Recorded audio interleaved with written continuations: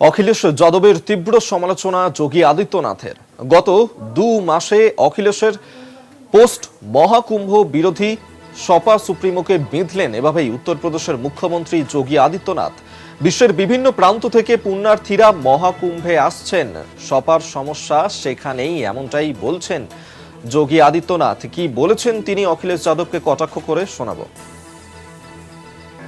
आप देख रहे होंगे समाजवादी पार्टी के अध्यक्ष के पिछले 2 महीनों के ट्वीट पर आप देखिए, इन्होंने जितने भी इस दौरान वक्तव्य दिए हैं, इस सदी के सबसे बड़े आध्यात्मिक और सांस्कृतिक आयोजन महाकुंभ प्रयागराज का विरोध करते हुए इनके ट्वीट सारे के सारे आए हैं, जिससे सनातन धर्म का गौरव बढ़ता हो, जिससे हर भारतीय का सीना चौड़ा होता हो, जिसमें हर व्यक्ति अभिभूत होता हो, उससे समाजवादी पार्टी को पीड़ा होती है।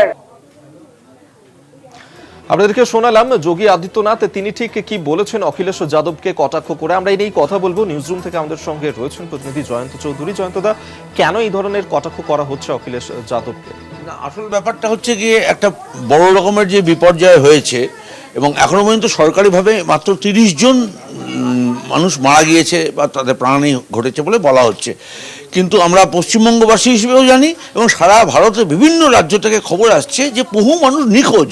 আজকে 2 দিন 3 দিন গড়িয়ে গেল নিখোঁজ, অর্থাৎ মৃতের সংখ্যাটা কি বাড়বে? আমরা চাইছি না কেউ বাড়ুক, কিন্তু এই যে আশঙ্কা, এই জায়গায় কিন্তু এখনো পর্যন্ত কোনো রকমভাবে মানুষকে নিশ্চিন্তি দিতে পারছে না যোগী আদিত্যনাথ সরকার। এবং তার এই যে প্রশাসনিক ব্যর্থতা, সেটাকে আড়াল করার জন্য তিনি এখন সনাতন ধর্ম বিরোধী ষড়যন্ত্র একটা হচ্ছে বলে বলছে। কেন বলছে? এই কারণেই যে তাকে আক্রমণ করতে হবে এই মুহূর্তে অখিলেশ যাদবকে। অখিলেশ যাদব হচ্ছে তার সবচেয়ে বড় প্রতিপক্ষ উত্তরপ্রদেশে দাঁড়িয়ে।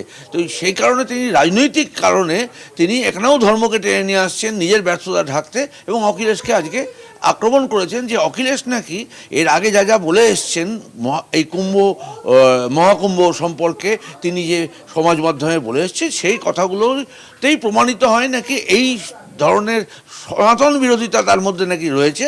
আর সেই কারণেই এই ষড়যন্ত্রের পেছনে কোনো সনাতন বিরোধী লোক রয়েছেন বলেই তিনি ইঙ্গিত করছেন, অথচ স্পষ্ট করে নির্দিষ্ট করে কিছু বলবার এখনো পর্যন্ত তিনি সাহস দেখাননি। কিন্তু কথাটা বাতাসে তিনি ভাসিয়ে দিয়েছেন যে সনাতন বিরোধীরা এই ষড়যন্ত্রের পেছনে রয়েছে, অর্থাৎ এই এত মানুষ যে মারা গেল, এত আরও কতজনদের কী অবস্থায় রয়েছে আমরা কেউ জানি না, এই পুরো বিষয়টার জন্য দায়টা চাপিয়ে দেওয়া হয়েছে তাদের ওপর। অর্থাৎ এখানে একটা রাজনীতি এবং সেই ধর্মীয় রাজনীতির খেলা রয়েছে, সেটা স্পষ্ট হয়ে যাচ্ছে। ধন্যবাদ আপনাকে। এতক্ষণ সরাসরি নিউজরুম থেকে আমাদের সঙ্গে ছিলেন প্রতিনিধি জয়ন্ত চৌধুরী। অখিলেশ যাদব, তাকে তীব্র সমালোচনা যোগী আদিত্যনাথের, কারণ মহাকুম্ভ নিয়ে দীর্ঘ 2 মাস ধরে যে ধরনের একের পর পোস্ট করছিলেন সমাজবাদী পার্টির সুপ্রিমো অখিলেশ যাদব এবং তাকেই এভাবে কটাক্ষ করেছেন, যেখানে যোগী আদিত্যনাথ তিনি বলছেন যে যেহেতু মহাকুম্ভ উপলক্ষে লক্ষ লক্ষ পুণ্যার্থীদের সমাগম হচ্ছে, যার কারণেই সমস্যা তৈরি হচ্ছে সমাজবাদী পার্টি।